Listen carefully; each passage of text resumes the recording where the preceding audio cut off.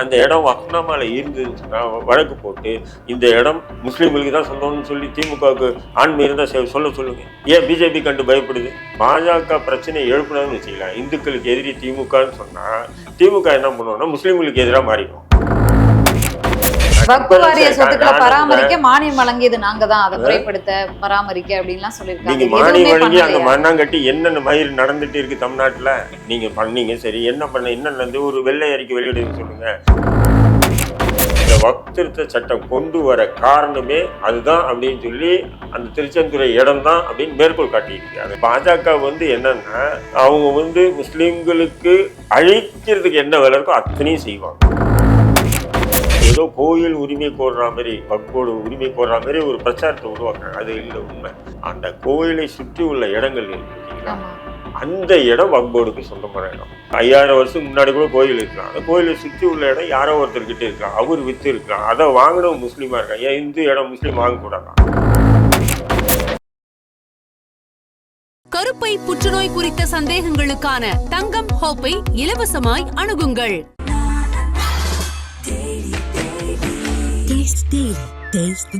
நாமக்கல்ல Tiruchengode main road எர்ணாபுரத்துல இருக்கிற Spiro prime public ஸ்கூல்ல +2 போர்டு எக்ஸாம்ஸோட சேர்த்து நீட் அண்ட் ஜேஇ கோச்சிங்கும் கொடுத்துட்டு இருக்காங்க. தங்கம் வைரம் வெள்ளி தள்ளுபடி திருவிழா. தங்க நகைகள் சேதாரம் 1% குறைவு, வைர நகைகள் கேரட்டுக்கு 5000 குறைவு. உங்க லலிதால விலையை கம்பேர் பண்ணுங்க, எங்க கம்மியோ அங்க வாங்குங்க. கிங் டிவி நேயர்களுக்கு வணக்கம். நிகழ்ச்சியில் சிறப்பு விருந்தினராக இந்திய தேசிய லீக் கட்சியின் தலைவர் தடா ரஹீம் இணைந்திருக்கிறார். பேசலாம். வணக்கம் சார், எப்படி இருக்கீங்க? ரொம்ப நல்லா இருக்கேன். நாடாளுமன்றத்தில் கிட்டத்தட்ட 8 மணி நேரத்திற்கு மேலாக விவாதம் நடைபெற்று பாஜக பெரும்பான்மை பெற்றதுனால மசோதா நிறைவேற்றப்பட்டிருக்கிறது. தமிழ்நாட்டிலையும் தீர்மானம் கொண்டு பிரதமருக்கு பார்க்க டைம் கேட்டிருக்காங்க. ஏன் எதிர்க்கிறீங்க இந்த வக்ஃப் வாரிய திருத்த சட்ட மசோதாவை? இல்லை, இப்போ நாங்கள் எதிர்க்கிறதும் திமுக காங்கிரஸ் போன்ற கட்சிகளை எதிர்க்கிறதுக்கு வேறுபாடுகள் இருக்குது. இப்போ நாங்கள் ஏன் எதிர்க்கிறோம்னு சொன்னால், மத்திய பாஜக அரசு ஒரு சட்டம் கொண்டு வந்திருக்கு, அந்த 2024 வக்ஃபு திருத்த சட்டம் அப்படின்னு சொன்னால் அதை ஏன் எதிர்க்கிறோம்னு சொன்னீங்கன்னா, பாஜகனுடைய சூழ்ச்சிகரமான அரசியலை உள்புகுத்தவாங்க. இப்போ உதாரணத்துக்கு பார்த்தீங்கன்னு சொன்னால், இப்போ பாபர் மசூதி இருந்தது. இப்போ அந்த பாபர் மசூதியை இடித்து இன்னைக்கு ராமர் கோயில் கட்டியிருக்காங்க. பட் அதுக்கு அவங்க எடுத்துக்கிட்ட காலம் பார்த்தீங்கன்னா ஒரு 50 வருடம் ஆச்சா இருக்கு.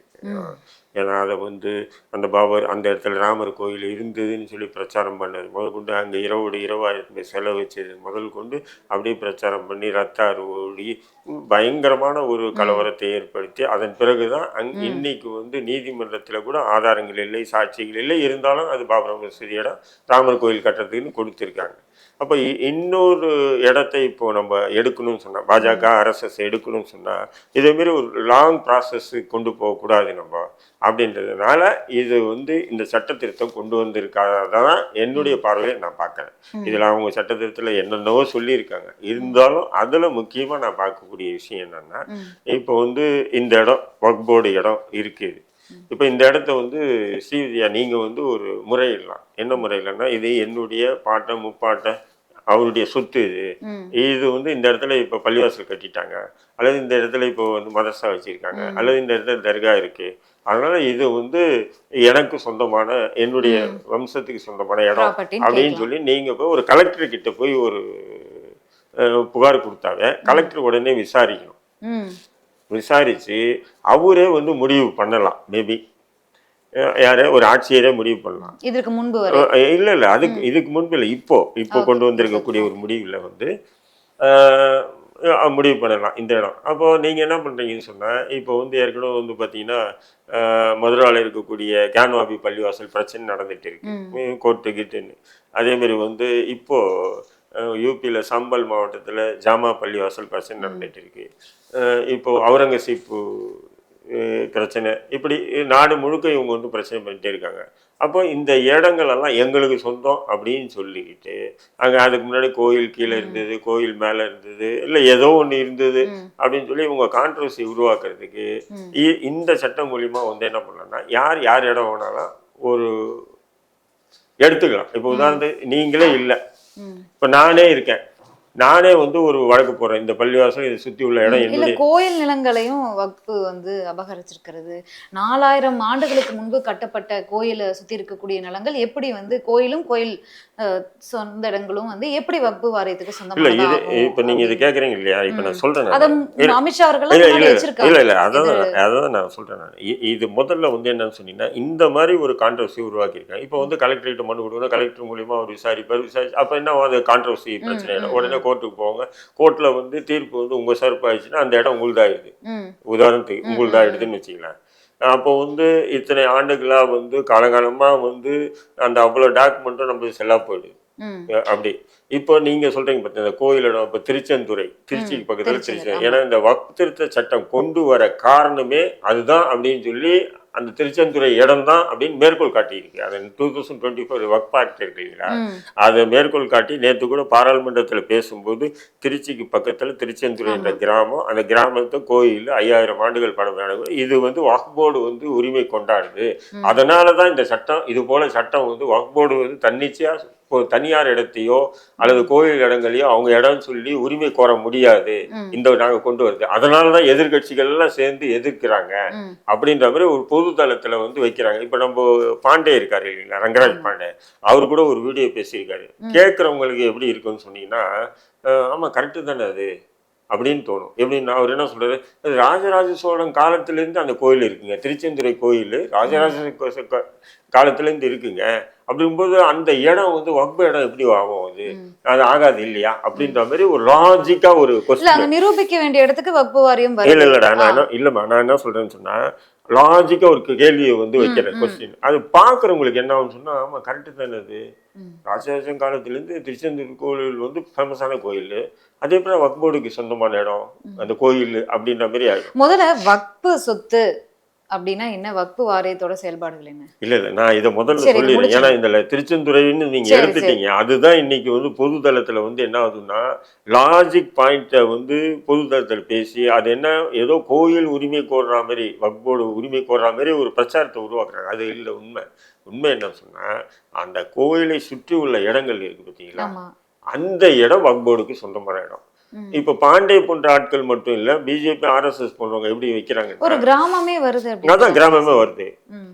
அது எப்படி வைக்கிறாங்கன்னா லாஜிக்கா, இது கோயிலை சுற்றி உள்ள இடம், அது எப்படி வக்ஃப் போர்டுக்கு போகும் அப்படின்னு வைக்கிறாங்க. நான் என்ன சொல்றேன், இப்போ கோயிலை சுற்றி உள்ள இடம் உங்களுக்கு சொந்தமான இடம், அல்லது உங்களுடைய பாட்டனோ முப்பாட்டனுக்கு சொந்தமான இடம், அவருக்கு ஏதோ வறுமை அல்லது ஏதோ ஒரு தேவை, பண தேவை, அவரு அப்துல் ரஹீமுக்கு வித்துறாரு.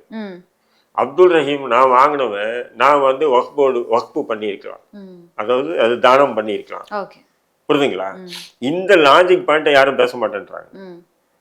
கோயில் திருச்செந்தூர் கோயிலை சுற்றி கோயில் வக்ஃப் போர்டுக்கு சொந்தம்ன்றாங்களே, எப்படி சொந்தம், அது ராஜராஜ காலத்திலேருந்து இருக்க அப்படின்ற மாதிரி ஒரு லாஜிக்காக கொண்டு வந்து இவங்க மடக்கிறாங்க. அதுதான் தவறுன்றேன். அந்த கோயிலோ அந்த 5000 வருஷத்துக்கு முன்னாடி கூட கோயில் இருக்கலாம், அந்த கோயிலை சுற்றி உள்ள இடம் யாரோ ஒருத்தர்கிட்ட இருக்கலாம், அவர் வித்து இருக்கலாம், அதை வாங்கினவங்க முஸ்லீமா இருக்காங்க, ஏன் இந்து இடம் முஸ்லீம் வாங்கக்கூடாதான் இவங்களுடைய பார்வையில். ஓகே, அதை வந்து நிரூபிச்சு யாரோட அது அந்த இடம் இருக்கு இல்லையா, அப்போ இது வந்து வக்ஃப் போர்டுடைய இடம் தான் அப்படின்னு சொல்லி இதுல வக்ஃப்னாமாலே இருக்குன்னும் போது, அதனாலதான் அவங்க வந்து என்ன பண்றாங்க, வக்ஃப்னாமான்னு சொன்னீங்கன்னா, இப்போ நீ என் இடம் இருக்கு, ஒரு ஏக்கர் இடம், நான் வந்து இந்த இடத்த வக்ஃபு பண்றேன் அப்படின்னு சொன்னா, வெறும் வாயால போயிட்டு அதை இந்த இடம் எல்லாம் எந்துதாங்க வக்ஃப் பண்றேன்னா ஏத்துக்க மாட்டேன். நான் வந்து எங்கிட்ட இருக்கிற அத்தனை டாக்குமெண்ட்ஸ் எடுத்து போய் வக்ஃப் போர்டில் கொடுத்து, அதுக்கு வந்து நான் ஒரு வழக்கறிஞர் வச்சு எல்லாமே ரெடி பண்ணணும். ஏதோ இவ்வளவு சுத்தி இந்த இடங்கள் முழுக்க இந்த நான் வக்ஃப் பண்றேன் அப்படின்னு சொல்லணும். இப்போ டாக்குமெண்ட் எல்லாம் வெரிஃபை பண்ணுவாங்க, உயில் எழுதி கொடுக்குறோம். ஆமா உயில் எழுதி வெரிஃபை பண்ணுவாங்க, உண்மையிலே இவருடைய இடமா இல்ல ஊர்ல போறவங்க இடையமா பார்ப்பாங்களா இல்ல, அதெல்லாம் பார்த்துட்டு வெரிஃபை பண்ணி அதுலதான் அந்த வக்ஃப்னாமால ஏத்துவாங்க. அது இன்னைக்கு நேற்று பென்சில் பேனால எடுத்து எழுதுனது, அது 100 ஆண்டுகளுக்கு முன்னாடியே எழுதுனது. அது அதுல இருக்கும், அதுல பார்த்தாதான் இந்த இடம் வக்ஃப் இடம் இல்லைன்றது தெரியும். கேளுங்க, உதாரணத்துக்கு தெரியும். அப்படி இருக்கும்போது இந்த திருச்செந்துறை கிராமம் இருக்கு பார்த்தீங்களா, இப்போ இது வக்ஃப் இடம் இல்லை அப்படின்னு எச்ராஜா பிரச்சனை கிளப்பணும்னு திமுக என்ன பண்ணிச்சுன்னா அப்படியே சைலண்ட் மூடு. எப்பவுமே பாருங்க, பாஜக பிரச்சனை எழுப்பினான்னு வச்சுக்கலாம், இந்துக்களுக்கு எதிரி திமுகன்னு சொன்னா திமுக என்ன பண்ணுவோம்னா முஸ்லீம்களுக்கு எதிராக மாறிடுவோம். சிம்பிள் லாஜிக்மா. எச் ராஜா போன்ற ஆட்கள் திமுக இந்துக்களுக்கு எதிரின்னு கோஷம் போட்டான்னா திமுக என்ன பண்ணுவோம்னா முஸ்லீம்களுக்கு எதிராக செயல்படுவோம். அதே மாதிரிதான் திமுக முஸ்லிம்க்கு எதிராக என்ன சார் செயல்படுது? இப்ப திருச்செந்துறை விஷயத்தையே சொல்றேன் நான். திருச்செந்துறை விஷயத்துக்கு நீங்க என்ன பண்ணணும்? திமுக வக்ஃப் போர்டு சேர்மனை கூப்பிட்டுருக்கணும், வக்ஃப் போர்டு அமைச்சரை கூப்பிட்டு உட்கார வச்சு, அது என்னடா அது திருச்செந்துறை இடம், அது ஏதோ இந்துக்களுக்கு எதிரின்னு சொல்லிட்டு அவன் பேசுறான், அந்த இடத்த நீங்க உரிமை கொண்டு கலவரத்தை தூண்டும் வகையில ஒருத்தர் பேசும்போது அந்த நேரத்துல மௌனம் காத்து அந்த கலவரம் நடைபெறாம தடுக்க வேண்டியதானே ஆட்சியாளர்களுடைய கடமை. மௌனம் காக்க. அதற்கு பிறகு என்ன சொல்யூஷன்? அதை நீங்க பண்ணணும். மௌனம் காத்தீங்க, அந்த இடத்த விட்டுருங்கன்ட்டீங்க, விட்டுட்டாங்க. இன்னைக்கு என்னாச்சு? ஒரு புது சட்டம் கொண்டு வரதுக்கு காரணமே அதுதான். அதை எதிர்க்கிறாங்களே திமுக. சட்டமன்றத்துல தீர்மானம் நிறைவேற்றிருக்காங்க, நீங்க சட்டத்தை எதிர்க்கிறீங்க. உச்ச நீதிமன்றத்துல வழக்கு போட்டு போராடுவாங்க. நீங்க உச்ச நீதிமன்றம் போங்க, உயர் நீதிமன்றம் போங்க, எந்த நீதிமன்றமாச்சும் போங்க. நீங்க இந்த திருச்செந்துறை விஷயத்திலேயே திமுக என்ன பண்ணிருக்கணும்? அது உண்மையிலே வக்ஃப் போர்டு இடம்னு சொல்லி வக்ஃபு உரிமை கொண்டாடுதா அப்படின்னு போது இது உண்மையா இல்லையா அப்படின்னு இப்போ திமுக அரசு என்ன பண்ணும்? நீதிமன்றத்தில் வழக்கு போட்டிருக்கணுமா இல்லையா?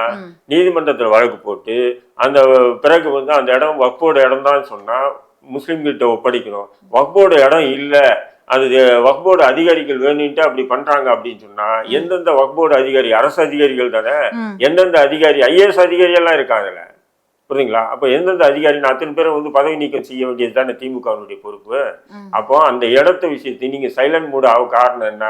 எச் ராஜா போன்ற, பிஜேபி போன்ற, RSS போன்ற, இந்து முன்னணி போன்ற அமைப்புகள் பொதுவெளியில திமுக இந்துக்களுக்கு எதிரின்னு சொன்ன உடனே நீங்க என்ன பண்றீங்கன்னா முஸ்லிம்களுக்கு எதிராக அந்த முஸ்லிம்களுடைய வக்ஃபு நிலத்தை, திருச்செந்துறை வக்ஃபு நிலத்தை நீங்க விட்டுடுங்கன்னு சொல்லிட்டு வக்ஃப் போர்டு சேர்மனுக்கு உத்தரவு போடுறீங்க, வாய்மொழி உத்தரவு. விட்டுடுங்கன்னா அந்த விஷயம் பேசாத. இப்ப யார் வசம் இருக்கு அந்த இடம்? இப்ப யார் வசம் இருக்கு அந்த இடம்? இன்னைக்கு கூட நான் என்ன சொல்றேன், வக்னமலை இருக்கு இல்லையா, கோர்ட்டுக்கு போ. இல்ல நான் சொல்றேன், கோர்ட்டுக்கு போனா டாக்குமெண்ட் எடுத்து போய் காட்டணுமா இல்லையா? கண்டிப்பா. அப்ப காட்டும் போது அப்ப கோர்ட்டு தீர்மானிக்குது. சரி, எச் ராஜா குரல் கொடுத்தாருன்றதுக்காக திமுக ஏன் சைலண்ட் மூடு? அதுக்கான பதில நான் சொல்லிட்டேன். இல்ல நானும் சொல்றேன், திமுக சைலண்ட் மூடு போறதுனால இந்த வக்ஃப் திருத்த சட்டம் கொண்டு வந்ததுக்கு காரணமே அந்த திருச்செந்துறை கிராமத்தை காட்டுறானா இல்லையா பாஜக? இல்ல எடுத்துக்காட்டா சொல்றாங்க, இது மாதிரி கிட்டத்தட்ட 400 கோயில் இடங்களை வக்ஃப் வாரியத்துல வச்சுட்டு அவங்க இது பண்றாங்க. வக்ஃப் திருத்த சட்டத்திலேயே மென்ஷன் பண்ணி இருக்கு திருச்செந்துறை கிராம விஷயத்தை. அப்ப திமுகவினுடைய ஒரு விதமான அலட்சிய போக்குனாலையோ, நான் என்ன சொல்றேன், ஒரு ஆளும் கட்சியா ஒரு கட்சி செயல்படுது அப்படிங்கும்போது கலவரத்தை தூண்டுவதற்கு சிலர் முயற்சிக்கிறாங்க. அப்படிங்கும்போது கலவரத்தை அடக்குவதற்கு என்ன பண்ணுமோ அதை பண்ணிட்டு சொல்யூஷனை தான் தேடுவாங்களே ஒழிய கலவரத்தை தூண்டும் விதமா அவங்க இஸ்லாமிற்கு ஆதரவா நாங்க செயல்படுறோம், இந்துக்களுக்கு எதிரி நாங்க அப்படிங்கிற மாதிரி அவங்க செயல்பட முடியாது. யாரா இருந்தாலும் அதை தானே பண்ணிருப்பாங்க. நீங்க என்ன பண்ணணும்? நீங்க கலவரம் இல்ல, நான் என்னோட புரிதலுக்காக கேட்கிறேன். இப்ப வக்ஃபோட இடம் அப்படின்னா ஒருத்தவங்க அவங்களோட இடம் அப்படின்னு கேட்கும்போது நீங்க எப்படி வக்ஃபோட இடம் தான் அது அப்படின்னு எந்த ஆதாரங்களை வச்சு ப்ரூவ் பண்ணுவீங்க? அதுதான் டாக்குமெண்ட் எல்லாமே வக்ஃப் போர்டுல இருக்கு இல்லையா? அந்த டாக்குமெண்ட் வச்சு நீங்களே வழக்கு தொடுத்துருக்கலாம். அதான் என்ன என்கிட்ட இல்ல, என்கிட்ட அந்த டாக்குமெண்ட்ஸ் இருந்தாலும் நான் விட்டுருக்க மாட்டேன் இல்லையா? நான் வழக்கு தொடுத்து மக்கள் கிட்ட இல்ல, வக்னாமான்றது அது வக்ஃப் போர்டுல தான் இருக்கும். அது அந்த ஏன்னா நான் வக்ஃபு பண்ண உடனே என்னுடைய டாக்குமெண்ட் எல்லாம் அங்க போயிடும், புரியுதுங்களா உங்களுக்கு? அப்போ வக்ஃப் போர்டு என்ன பண்ணணும்? நீதிமன்றத்துல போய் முறையிடணும். வக்ஃப் போர்டு யாரு? கவர்மெண்ட்டுடைய அடியாள். யாராவது திமுக ஆட்சி இருக்கும்போது திமுக ஆதரவாளராக இருப்பான், அதிமுக ஆட்சி இருக்கும்போது அதிமுக ஆதரவாளராக இருப்பான். அவங்க தான் ஃபைட் பண்ணணும். அப்போ கவர்மெண்ட் தான் ஃபைட் பண்ணணுன்ற, நான் தனிநபர்கள் ஃபைட் பண்ண முடியாது. வக்ஃப் வாரியம் முறையா செயல்படுதா சார்? வக்ஃப் வாரியம் முறையா செயல்படுதா? வக்ஃப் வாரியம் முறையா செயல்படுதா, முறை தவறி செயல்படுதான்றது அது நிறைய இல்ல, அந்த குற்றச்சாட்டையும் வச்சிருக்காங்க. வக்ஃப் வாரியம் முறையாக செயல்படுவதில்லை, சொத்துக்களை முறையா பராமரிப்பதில்லை, அதன் மூலியமாக வரக்கூடிய வருமானங்கள் வக்ஃப் வாரியத்துக்கு வருவதில்லை, இப்படி பல்வேறு குற்றச்சாட்டுகளை வச்சு இஸ்லாமியர்களுக்கு நாங்க நல்லது பண்ணக்கூடிய நோக்கத்துல தான் இந்த திருத்த சட்ட மசோதா கொண்டு வந்திருக்கோம். நீங்க நல்லது பண்ணுன்னு சொல்லி பிஜேபி சொல்லும் போதுதான் இதுவா இருக்கு, சந்தேகமா இருக்கு, சூழ்ச்சிகரமான ஒரு வார்த்தையா தெரியுது. ஏன் சொன்னா பிஜேபி இந்த வார்த்தை சொல்லு பாத்தியா, நாங்க வக்ஃப் போர்டுக்கு நல்லது செய்யணும். ஏன் பாஜக நல்லது பண்ணாதுன்னு நினைக்கிறீங்க? அவங்களோட ஹிஸ்டரி என்ன? 1-2 சொல்லு. இப்பதான் நான் முதல்ல சொல்லிட்டேன், பாபர் மசூதி விஷயத்தா இருக்கும், ஜான்வாபி பள்ளிவாசல் விஷயமா இருக்கட்டும், ஜமா பள்ளிவாசலா இருக்கட்டும், இன்னும் நாடு முழுக்க இப்போ கடைசியா அவுரங்கசீப் பேர்லயும் அந்த ஆள் செத்து உம்மடமோ 300 வருஷத்துக்கு மேலாவது எலும்பு கூட மண்ணில் இருக்காது. அந்த சமாதியை இடிக்கணும் அப்படின்னு சொல்லிட்டு அது இந்த சாவா என்ற ஒரு படம் எடுத்தான். அந்த படம் ஆங்கிலேயன் ஒருத்தர் நாவல் எழுதியிருக்கான். அந்த நாவல்ல சத்ரபதி சிவாஜியுடைய மகனை இவர் யார் அவுரங்கசீப் கொடுமைப்படுத்தி கொண்டதா அவன் ஆங்கிலேயன் எழுதிய நாவல்.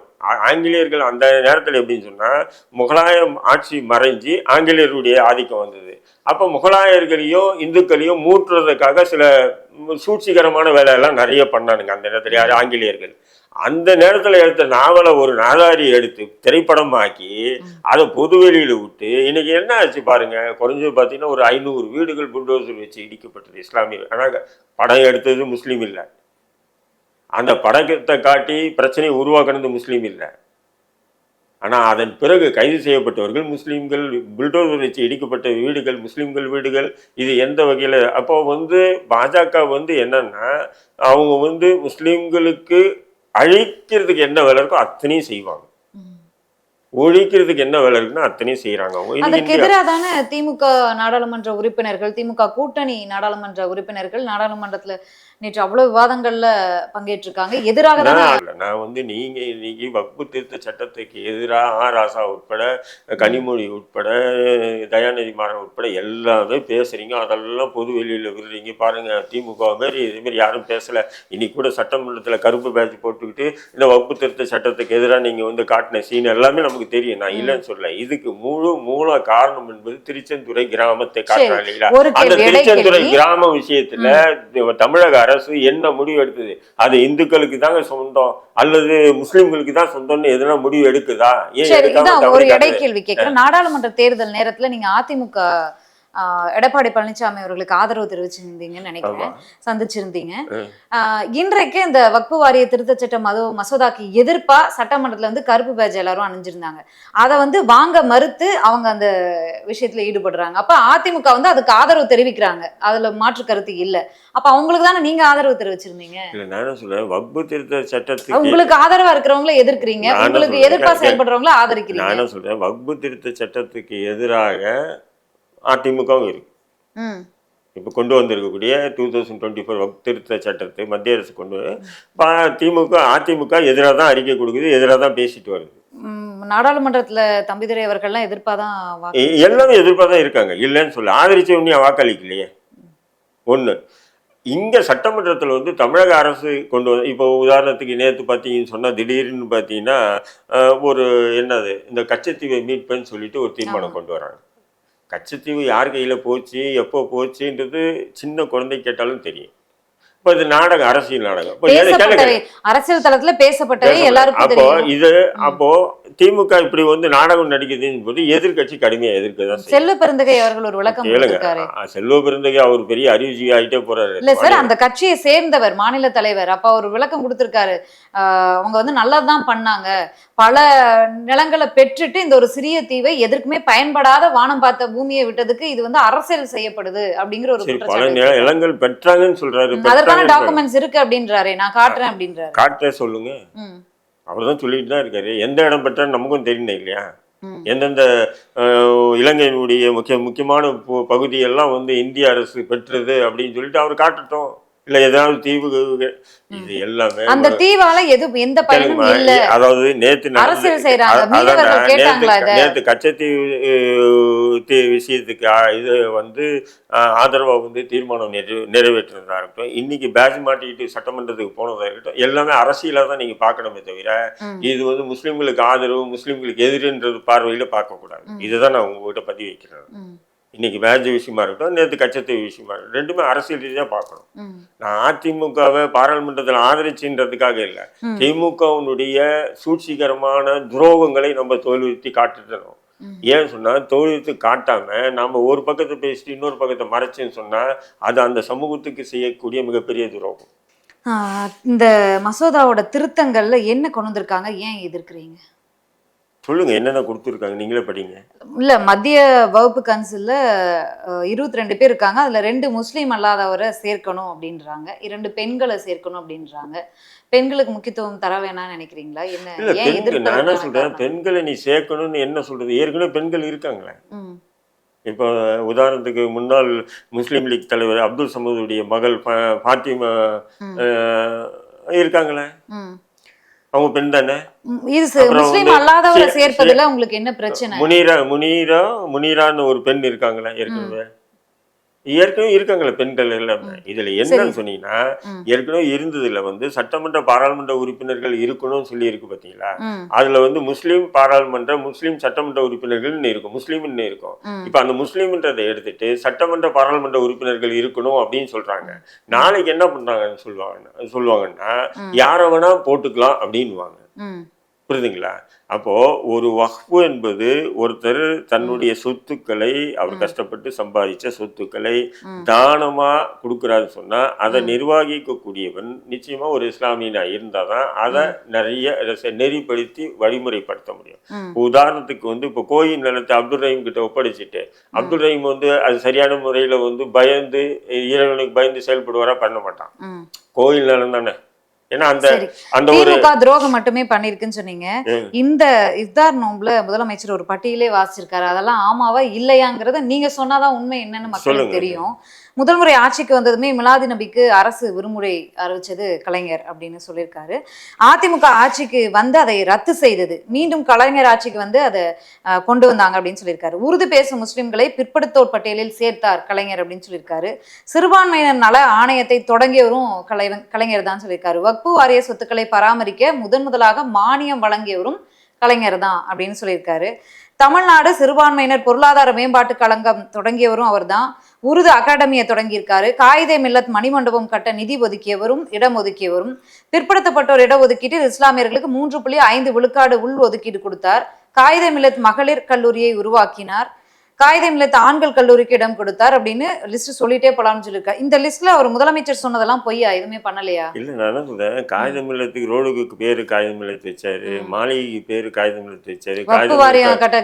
கேளுங்க நானும் சொல்றேன், வக்பு வாரிய இஸ்லாமியருக்கு 3.5% இடஒதுக்கீடு அது கூட என்னன்னு சொன்னா பிற்படுத்தப்பட்ட பட்டியலில் வந்து இஸ்லாமியர்கள் இருந்தாங்க.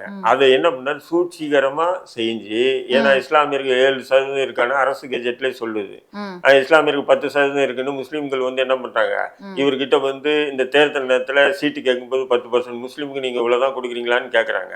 நீ அவ்வளவுலாம் இல்லடா, இவ்வளவுதான்டா நீ இருக்கேன்றது ஒரு விதமான ஒரு முஸ்லீம்களை வந்து கொச்சைப்படுத்திய விதம் தான் அந்த 3%. இதுதான் கிறிஸ்தவர்களும் கொடுத்தாரு. கிறிஸ்தவர்கள் தூக்கி வீசிட்டு போயிட்டாங்க, எங்களுக்கு வேணான்னு. புரியுதுன்னா முஸ்லீம்கள் என்ன பண்ணிட்டாங்கன்னா அதை வாங்கி வச்சுக்கிட்டு அவருக்கு விழா நடத்தினாங்க. நான் என்ன கேட்குறேன், உதாரணத்துக்கு உங்ககிட்ட கேட்குறேன், 3% அருந்ததியினருக்கு கொடுக்குறாரு, 3% முஸ்லீம்களுக்கு கொடுக்குறாரு. அருந்ததியினர் மக்கள் அளவுக்கு தான் இஸ்லாமியர்கள் இருக்காங்களா நான் கேட்குறேன். நீங்க ஏன் கம்பேர் பண்றீங்கன்னு இல்ல, நான் கம்பேர் பண்ணல. நீங்க எவ்வளவு இருக்கீங்க நிரூபிக்க வேண்டியது இல்ல, ஒரு சாதிவாரி கணக்கு எடுப்படுங்க இல்ல மதவாரி கணக்கு எடுப்படுங்கன்ற கோரிக்கை. அதுதான் எடுக்கிறதே இல்லையே. நானும் சொல்றேன், எடுக்கிறதே இல்லையே நீங்க தான். வக்பு வாரிய சொத்துக்களை பராமரிக்க மானியம் வழங்கியது நாங்க தான், அதை முறைப்படுத்த பராமரிக்க அப்படின்லாம் சொல்லியிருக்காங்க. நீங்க மானியம் வழங்கி அந்த மண்ணாங்கட்டி என்னென்ன மயிர் நடந்துட்டு இருக்கு தமிழ்நாட்டுல நீங்க பண்ணீங்க. சரி, என்ன பண்ண என்ன நடந்து ஒரு வெள்ளை அறிக்கை வெளியிடுங்க சொல்லுங்க. இப்போ 3% இடஒதுக்கீடு, 3% இடஒதுக்கீடு அடிப்படையில அந்த 3% இடஒதுக்கீடு அறிவிச்ச பிறகு எத்தனை இஸ்லாமியர்கள் வந்து அரசு மற்றும் பொதுத்துறையில வந்து பணியில இருக்காங்கன்னு வெள்ளை அறிக்கை விட சொல்லுங்க. திமுக ஆட்சியில மட்டும் கேட்டிருக்கீங்களே, அதிமுக ஆட்சியில கேட்டிருக்கீங்களா? இல்ல, நான் வந்து என் சமூகம் 100 விழுக்காடு உங்களுக்கு தானே ஓட்டு போடுது, உங்ககிட்ட தான் நாங்க உரிமையா கேட்க முடியும். அதிமுகவுக்கு நாங்க ஓட்டு போடலையே. இதுக்கு முன்பு அதிமுக ஆட்சி தானே சார் நடைபெற்றது. சிறுபான்மையினர் வாக்கு இல்லாம தான் அதிமுக. அதுதான் நானும் சொல்றேமா, கடந்த முறை கூட அதிமுக தோக்குதோ ஜெயிக்குதோ, அதிமுக ஆளுதோ திமுக ஆளுதோ, ஆனாலும் திமுகவுக்கு தானே இஸ்லாமியருடைய வாக்கு போகுது. அப்படி ஒரு சூழ்ச்சிகரமா பேசி தானே இஸ்லாமியருடைய வாக்குகளை இலவசமா அறுவடை பண்ணிட்டு இருக்கீங்க நீங்க. இப்ப உச்ச நீதிமன்றத்துல நாங்க இதற்கு எதிராக வழக்கு தொடருவோம், போராடுவோம் சொல்லிருக்காங்க. நீ முதல்ல இந்த திருச்செந்துறை விஷயத்துக்கு உயர் நீதிமன்றத்துல வழக்கு போட்டு அந்த இடம் வந்து வக்ஃப் போர்டுக்கு சொந்தமான இடம்னு உரிமை வாங்கி கொடுக்க சொல்லுங்க. ஆட்டோமேட்டிக்கா இப்ப அந்த குற்றச்சாட்டு வைக்கிறாங்க இல்லையா, அந்த வக்ஃபு திருத்த சட்டத்துல வந்து இந்த திருச்செந்துறை விஷயத்தை குற்றச்சாட்டு வைக்கிறாங்க இல்ல, அகில இந்திய அளவுக்கு பேசப்படுது அந்த விஷயம். நீங்க சாதாரண நினைக்காதீங்க நீங்க.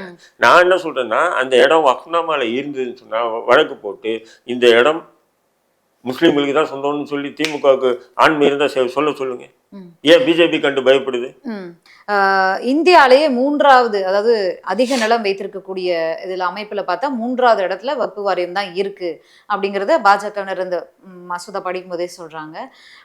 இதற்கு எதிராக இந்த தரப்புல இருந்து எந்த கேள்வியுமே வரலையே. நான் சொல்றேன், அதிகமான இடம் இருக்கட்டும், அதிகமான இடம் இல்லாம இருக்கட்டும். இது எப்படி வந்தது? இது வந்து அதே போல பல்வேறு இப்ப இப்ப எப்படின்னு சொன்னா பிஜேபி எப்படி சொல்லுதுன்னு நினைக்குதுன்னு சொன்னா, கோயில் இடங்கள்லாம் எப்படி வக்பு வாரியத்துக்கு சொந்தமானது? அதுதான் எந்த கோயில் இடத்த வக்பு வாரியம் உரிமை கிட்டத்தட்ட கொண்டாடுறது. டெல்லி உயர்நீதிமன்றம் இருக்கக்கூடிய இடத்தையே வந்து இவங்க உரிமை கொண்டாடுறாங்க அப்படின்லாம் கேட்டிருக்காங்க. இல்ல நான் என்ன சொல்றேன், உரிமை கொண்டாடுறாங்கன்னா உண்மைதானேங்க. நீங்க வந்து டெல்லி நீதிமன்றம் இருக்கின்றதுன்னா அந்த நீதிமன்றம் யாருடைய ஆட்சி காலத்தில் கட்டப்பட்டது? முஸ்லீம்களுடைய ஆட்சி காலத்தில் முஸ்லீம்கள் அது அப்படியே இஸ்லாமியர்கிட்ட இருந்திருக்கலாம், அது வக்புக்கு மாறி இருக்கலாம். புரியுதுங்களா உங்களுக்கு? அப்படி இருக்கும்போது உரிமை கொண்டாடுறாங்கன்னா இப்போ நீங்க வந்து பாத்தீங்கன்னா சார்மினார் இருக்கு, சார்மினார் இஸ்லாமிய மன்னர்களால் கட்டப்பட்டது தான். ஆனா அது வக்போர்டு கட்டுப்பாட்டுல இருக்கு இல்ல, அரசு எடுத்துக்குது இல்லை, அரசுன்னு சொல்லி சில எடுத்துக்கிட்டாங்க இல்லை எல்லாமே. அதெல்லாம் இல்லைம்மா, முழுக்க முழுக்க பிஜேபி வந்து என்னன்னு சொன்னீங்கன்னா இந்த இஸ்லாமிய வக்ஃபு நிலங்களை அபகரிக்கிறதுக்கு, அதுவும் வந்து எல்லா நிலங்களையும் அபகரிக்கிறதுன்னு சொல்லி நம்ம போகிற போக்கில் குற்றச்சாட்டுல அடிச்சுக்க போக முடியாது. முக்கியமா இப்போ தேவை ஜான்மாமி பள்ளிவாசல் தேவை. அப்போ அங்கே வந்து ஒரு பிரச்சனை உருவாகி, ஏன் ஒரு முஸ்லீமே உருவாகும்? ஏன்னா அந்த வேலூர் இப்ராஹிம் மாதிரி நாதாரிங்க நிறைய பேர் இருக்காங்களே, அவங்ககிட்ட இருக்கிற ஒரு ஆள் ஏதோ காசுக்கோ இல்லை பதவிக்கோ, இப்போ பாபர் மசூதி தீர்ப்பில் வழங்கின 5 நீதிபதிகள் ஒரு முஸ்லீம் இருந்தாங்க. இப்போ அவங்க வந்து என்னது ஜார்க்கண்டில் ஆளுநராக இருக்காங்க இல்லையா, அது போன்ற சில நாதாரி இருப்பாங்க, எச்சை போட்டு எலும்பு துண்டை போட்டு விட்டு அது போன்ற நபர்களே இஷ்யூவை கிளப்பி விட்டு அவங்களே வந்து இந்த இடம் வந்து பள்ளிவாசல் இடம் எனக்கு சொந்தமான இடம்னு ஒரு கேஸ் போட வச்சு அதை கேஸுக்கு அவங்களுக்கு ஜெயிக்க வச்சு அவங்ககிட்டேருந்து இவங்க ஈஸியாக வாங்கிக்கலாம் அப்படின்றது தான் பிஜேபியுடைய சதியிட்டம். அதுக்கு தான் இந்த 2024 அதாவது இவங்க அப்படியே நிறைய கண்டிஷன் எதை செய்வோம், அதை மணலை கயிறா திரிப்போம், வானத்தை வில்லா வளைப்போம், அப்படி இப்படின்னு எல்லாமே போட்டுட்டு வந்துட்டு அந்த நயவஞ்சகத்தனமா விஷமத்தனமான சைனடு தனவிய நிறைய விஷயங்களை அதில் புகுத்திருக்காங்க. அந்த விஷயங்களுக்கு தான் நம்ம எதிர்க்கிறோமே தவிர ஏதோ பிஜேபி கொண்டு வந்தாங்கன்றதுக்காக நம்ம எதிர்க்கவே இல்லை. அதே மாதிரி இந்த திருச்செந்துறை விஷயத்தில் திமுக அரசு துரோகம் பண்ணியிருக்கு. திரும்ப திரும்ப நான் திருச்செந்துறை விஷயம்தான் அவங்க மேற்கோள் காட்டுறாங்க. 2024 வக்பு திருத்த சட்டம் கொண்டு வரதுக்கு காரணமே இதுதான்றாங்க அவங்க. அப்படின் போது அதுக்கு திமுக வந்து முக்கியமாக இந்த விஷயத்தில் உள்வாங்கி நீதிமன்றம் போய் அந்த இடம் யாருக்கு சொந்தம் ஒரு முடிவு காட்டணும். வக்பு வாரிய தலைவர் ஏன் இந்த விஷயத்துல முறையா செயல்படலைங்கிற கேள்விகளை வச்சிங்களா? வந்தாங்களா, உட்காந்துங்களா, வருதா அமௌண்ட் வாங்கி பாக்கெட்ல போட்டோமா போயிட்டே இருக்கணும்னு நினைக்கிறானுங்க. நிறைய முறைகேடுகள் நானும் சொல்றேன், வக்போர்டு சார்பா வந்து சமீபத்தில் நோம்பு தீர்ப்பு நிகழ்ச்சி நடத்தினா, ஒய்எம்சியில் தான் நடத்தினாங்க, விஜய் நடத்தினா இல்லைங்களா, அது 2 நாள் முன்னாடி நடத்தினாங்க. அப்போ என்ன பண்ணிட்டாங்க, எல்லா பள்ளிவாசலையும் டோக்கன் விநியோகம் பண்ணிட்டாங்க. என்னன்னா ஏழை முஸ்லீம்களுக்கு வந்து நோன்பு பொருட்கள் வழங்கப்படணும். மக்கள் எக்கச்சக்கமாக வந்துட்டாங்க. எல்லாம் 4 மணிக்கு வர சொல்லிட்டாங்க. ஆனால் 6:15 மணி தான் சின்னவர் வந்தார், அதாவது துணை முதல்வர் வந்தார். ஆனால் துணை முதல்வர் வரவில்லையும் அந்த நோம்பாளிகள் எல்லாம் வெயிலில் அப்படியே காக்க வச்சுட்டு இருந்தாங்க. அதன் பிறகு துணை முதல்வரை கவனிக்கிறதுல தான் அந்த நவாஸ் கனி, முஸ்லீம் லீக் எல்லாமே இருந்தானுங்களே தவிர அந்த காலையிலேருந்து நோன்பு வச்சு கஷ்டப்பட்டு வரக்கூடிய அந்த ஏழை மக்களை கவனிக்கவே இல்லை யாருமே. ஆனால் விஜய் நோன்பு தீர்ப்பு நிகழ்ச்சியில் நடந்த குளறுபடிகளை மட்டும் திமுக காரன் வரிஞ்சு கட்டி பேசுகிறானுங்க. அதுக்கு 2 நாள் முன்னாடி நடந்த உதயநிதி ஸ்டாலின் நோன்பு தீர்ப்பு நிகழ்ச்சியில் நடந்த ஒரு அட்ராசிட்டியை யாரும் பொதுவெளியில் பேசுறது இல்லையே. எனக்கு விஜயை பிடிக்காது, ஏறி அடிப்பான், அது வேற விஷயம். ஆனால் நீங்கள் விஜயை பற்றி பேசுறீங்கன்னும் போது இதை பற்றியும் பேசுங்கன்ற.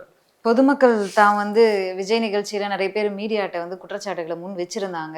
மீடியா கவரேஜ் பண்ணும்போதே தள்ளுமுள்ளால் நடைபெற்று இருந்தது. இந்த மாதிரி சம்பவங்கள் நடந்தால் கண்டிப்பாக பேசியிருப்பாங்க.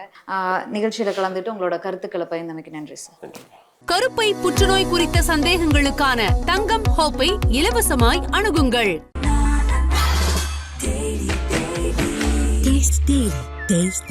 நாமக்கல்ல திருச்செங்கோடு மெயின் ரோட் எர்ணாபுரத்துல இருக்கிற ஸ்பைரோ பிரைம் பப்ளிக் ஸ்கூல்ல +2 போர்டு எக்ஸாம்ஸோட சேர்த்து நீட் அண்ட் ஜேஇ கோச்சிங்கும் கொடுத்துட்டு இருக்காங்க. தங்கம், வைரம், வெள்ளி தள்ளுபடி திருவிழா. தங்க நகைகள் சேதாரம் 1% குறைவு, வைர நகைகள் கேரட்டுக்கு 5000 குறைவு. உங்க லலிதால விலையை கம்பேர் பண்ணுங்க, எங்க கம்மியோ அங்க வாங்குங்க.